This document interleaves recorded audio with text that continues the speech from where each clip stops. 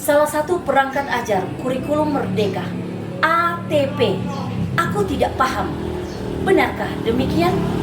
Serumit itukah kurikulum merdeka? SMA Negeri 1 Tahuna merupakan salah satu sekolah di Kabupaten Kepulauan Sangihe. Secara geografis, Kabupaten Kepulauan Sangihe berada di ujung utara Indonesia. Posisinya di antara Kabupaten Kepulauan Sitaro dan Pulau Mindanao, Filipina. Di tahun 2022, SMA Negeri 1 Tahuna boleh lolos seleksi sekolah penggerak angkatan 2, sehingga perlulah dibentuk komite pembelajaran untuk mengimplementasikan kurikulum merdeka di tahun ajaran 2022-2023. Sebagai guru pengampu mata pelajaran kimia sekaligus anggota komite pembelajaran, saya diberi tanggung jawab untuk mendiseminasikan kurikulum merdeka, dan tugas tanggung jawab saya dalam komite pembelajaran adalah untuk menganalisis capaian pembelajaran, menyusun tujuan pembelajaran, sampai menyusun alur tujuan pembelajaran.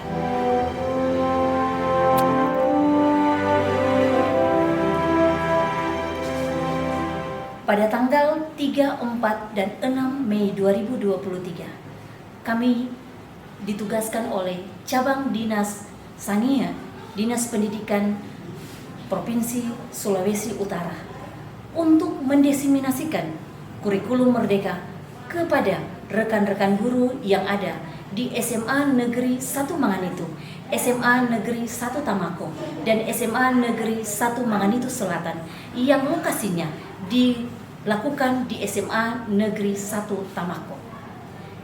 3 hari kami boleh berbagi praktek baik yang kegiatannya kami beri nama Sigap, aksi 3 hari berbagi.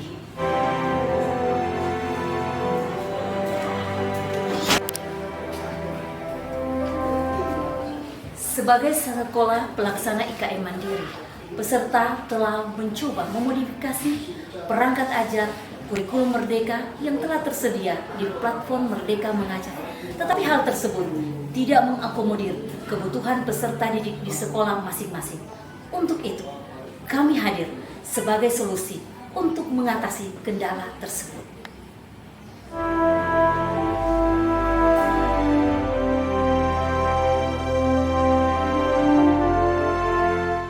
Dalam pengimbasan ini, kami memilih alur markah. Langkah awal adalah mulai dari diri. Pertama, sharing dengan peserta dengan memberikan pertanyaan awal dan ice breaking yang berkaitan dengan ATP. Dan langkah selanjutnya, asesmen diagnostik peserta terhadap dirinya dengan 3 topi berpikir, yakni apa yang ku tahu dan apa yang ingin ku tahu, apa yang kurasakan, serta kendala apa yang dihadapi dalam penyusunan alur tujuan pembelajaran. Capaian pembelajaran itu adalah kompetensi pembelajaran yang harus dicapai oleh siswa-siswa kita, peserta didik, pada setiap tahap perkembangan untuk setiap mata pelajaran pada satuan pendidikan usia dini, dasar dan pendidikan menengah. Jadi berdasarkan CP, iya. Nah, yang kedua dengan menganalisis kompetensi dan lingkup materi pada CP. Yang 2 ini torang mau backing karena torang di fase E dan F. Oke, dengan menganalisis kompetensi dan lingkup materi pada CP. Dan yang ketiga, lintas elemen pemahaman. Kalau torang pemahaman kimia, pemahaman fisika, pemahaman biologi, dan keterampilan proses. Itu elemen. Tapi kalau di matematika ada 4 elemen. Bahasa Indonesia ada 4 juga elemen. Jadi berbeda sesuai karakteristik mata pelajaran kita masing-masing. CP menjadi acuan untuk pembelajaran intrakurikuler, pembelajaran di kelas. Itu capaian pembelajaran yang diberikan oleh pemerintah. Nah, saya kasih contoh langsung karena contoh langsung Bapak Ibu buat, karena tema kita di sini kita ambil model makalna api dukoate. Paham? Langsung buat.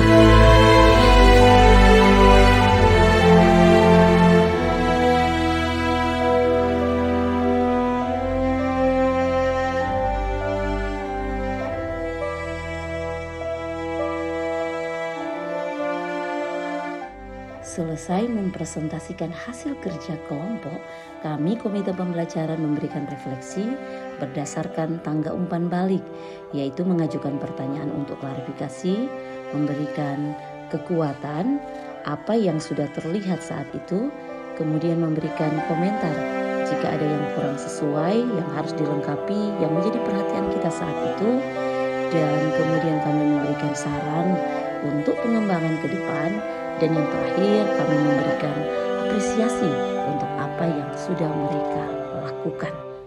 3 topi berpikir di akhir kegiatan dimaksudkan agar peserta dapat melakukan screening apa yang sudah dipelajari dan tindak lanjut apa yang dilakukan untuk merealisasikannya dalam pembelajaran. Kalau alur tujuan pembelajaran sebelumnya saya pernah mendengar karena kan pernah ikut pelatihan. Namun untuk realisasi atau pelaksanaan dari bagaimana cara menyusun alur tujuan pembelajaran tersebut, saya belum bisa menyusunnya. Baik, hal yang menarik yang saya dapat ketika saya menerima materi dari fasilitator, khususnya untuk materi alur tujuan pembelajaran adalah fasilitator di beberapa hari yang lalu telah memberikan materi, itu sangat membantu dan ternyata ATP itu sendiri sangat sederhana untuk disusun, asalkan harus sinkron dari tahap awal sampai di akhir. Jika ikan menghancurkan akuarium agar mereka bisa bebas, tapi mereka tidak akan mendapatkan apa yang mereka mau. Justru mereka akan mati, bukan? Itulah mengapa sejatinya semua orang membutuhkan akuarium. Kini kita diberi kemerdekaan untuk merancang dan melaksanakan proses pembelajaran. Namun kita berada dalam satu akuarium yang sama, yaitu kurikulum merdeka.